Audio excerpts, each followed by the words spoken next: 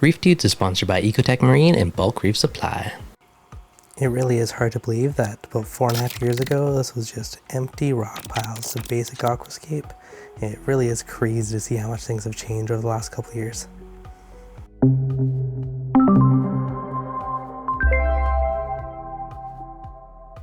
What's going on, guys? Devin from Reef Dudes, and today we're getting an update on the Waterbox Peninsula. As I was mentioning in the intro, it's crazy to think that the tank is about 4.5 years now. You know, next year it's gonna be 5 years old, which is pretty dang established for a reef system. It still amazes me, like, you know, just the size of some of these things. You know, when I originally got it, you know, it's a little frag about that big, and now it's just massive and massive. And I know I say this every update, but one of these days I think it's going to be time to pull out some of these colonies and just kind of restart with a frag again and let stuff regrow. Especially when I look at some of the stuff in the tank, like the Miyagi Tort, you know, it's there, it's just massive. Now the cool thing about it being so big is it just looks awesome, and you know, it's even spawned in my tank, but I don't really need so much real estate taken up with it. So there's certain ones that I think I'm going to have to tone down a bit and use as a bit of an excuse to add some new different corals to the tank and restart somewhat a little bit, just to, you know, freshen her up a bit. Now, I've talked about this a few times, but the other challenging thing when stuff grows in so much is flow. You know, if we come look down on the far side, I have my two MP60s on either side, and we also added the gyre to the top. But if you look at this, it is a wall of corals for all that flow to go through. And look at this side, it's basically touching the glass on a huge chunk of it. So it does make it a bit of a challenge to clean the glass as well. So there's a few different reasons that's going to be getting a good slash in one of these days to kind of reset stuff to a certain extent. But again, it does look so awesome when it's just so full and mature. You know, looking back, there's definitely some stuff I would have changed. Like, this guy is super cool, but it's definitely aggressive. It's taken out all the zoas that were on this island. It used to be a little rock down here, and you can see how much it's actually taken over, and it's choked out most of the zoas. You know, there's a couple little soul heads in there I should try and save before they're completely taken out. But, you know, over time, it's probably just going to crawl up the rock and try and go for more stuff. So when you look at your tank, everything in here is essentially like a slow motion war. It's like a slow motion battle for real estate. You know, who gets the prime spots, you know, who's going to expand and take over. And it's just crazy. Like, even right there, I see that one little branch of Maleficent. That whole rock used to be. Now it's overtaken and it's got shadowed from the guy above it. The rainbow clove polyps are taking over that realm. And its only little surviving branch is the one poking out towards light.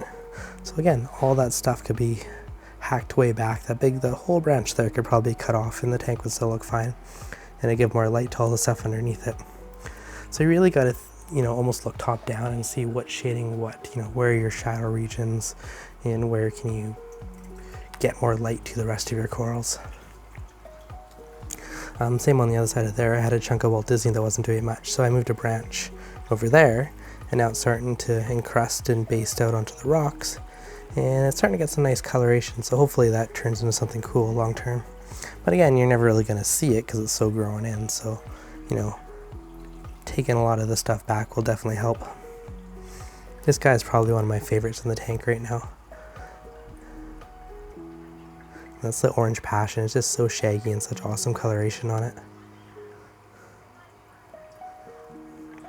That guy, Needle in a Haystack, it doesn't look quite as cool under the whites, but under the blues it glows like crazy with little baby blue tips. Looks really neat. The Gawney, same thing. If you guys remember my original Gawney Island, it was just like this little tiny rock like this. Now these guys are massive. I am tempted to frag off a chunk of these and put them in the Nias tank and just move some of the Gawneys in there just to kind of have backup colonies of it. But those guys are, they're massive now, and they're super cool. Another one tries to a couple little frags off of, but the WWC grafted Monty, this guy, same thing, starting to grow and stuff, so I started to frag a couple chunks off, and I'll probably do a few more later and tone that way down as well. This big overhang, I'm not quite sure what to do with it yet. I may change it at some point, mainly because it's just being overtaken by those minty green zoas. It would be nice to open this up a little bit more. Looking at the torch heads, I did have a couple heads die off a little while back. It did stop. It might be worth doing that KFC dip again at some point on these guys, because you can definitely see, you know, some heads are recession, but then you look at other heads and there's tons of flesh and it's perfectly fine. This is a bit of a mixed bag on this one. Either way, I almost want to cut it up, or frag up the dead stuff off just so there's not sharp edges for the rest of the heads to hit. It's a cool little rainbow Monty I got a while ago. It's starting to grow and get some cool coloration, so it'll be cool to see that guy grow over time. And I just traded a guy for a little Raha Rampage one, so I'll have to find a spot for that in the tank somewhere soon. That one has some nice pops of color. Yeah, case in point on this side, you can kind of see the little bits of Walt Disney that are basically encrusted and shaded over, and yeah, it's barely there, so I'm happy I moved that little branch to give it a bit of hope. The Spatulata is looking pretty cool. That's an interesting one. When I originally got that, this guy was more of a gold, and now it's kind of tealy and blues and golds and all kinds of different colors, but really cool kind of growth tips and patterns on it. We come over to this corner, and this is crazy how big this guy is. The orange Setosa is just massive. Now the problem here is I can't clean this corner of the glass anymore because of how big it's gotten. So I'm gonna have to find a way to trim this back a bit. Same thing with the branching Cyphastria, it's kind of fallen in that little nook there. But I'll have to see if I can find a way to like tone some of this back a little bit. And clean it up, you know, this good old Duncan could use a good frag. This guy's huge, growing against the glass. I think all the stuff here that's touching the glass is gonna have to be hacked way back. The one thing that always bugs me is when I can't clean the glass properly. And believe it or not, there is caves in the rocks randomly. You can hardly see them, but they're there. They're so grown in with like zoas and things around them, it almost hides them. But yeah, there used to be a lot more crazy definition and tunnels and caves everywhere back in the day. Now you gotta hunt to find them. Little golden hammer's doing pretty good over here. This one kind of hides at the end. You don't see him quite as much. Got the Acan. These guys are super beautiful, but they're also very aggressive. So they have to be on their own little island, but beautiful colors, especially under the blue. The guy pops like crazy.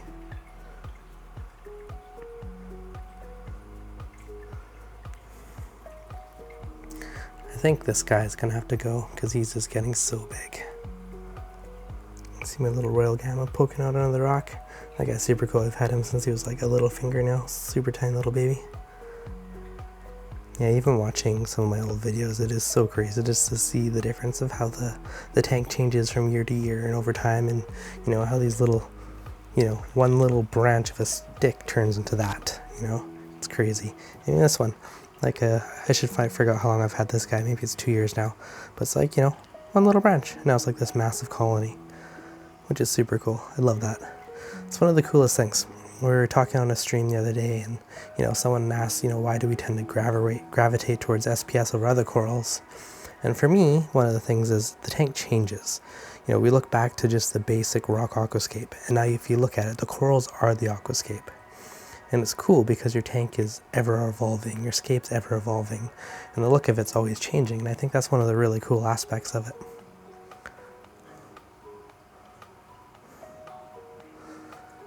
Just an ever-evolving aquascape.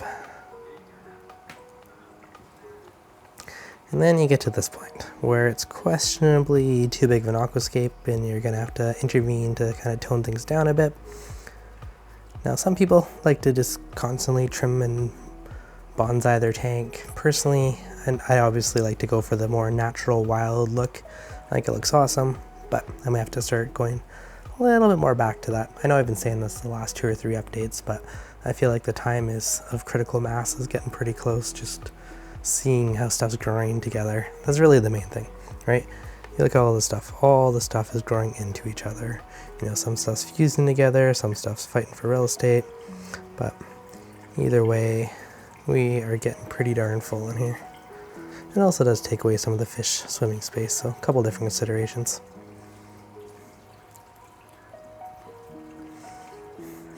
Alright guys, hopefully you enjoyed the random rambling update on about a 4.5-year-old Waterbox Peninsula Reef tank. As always, if you did, be sure to hit that like button if you're new, make sure to subscribe, and I'll catch you guys on the next update.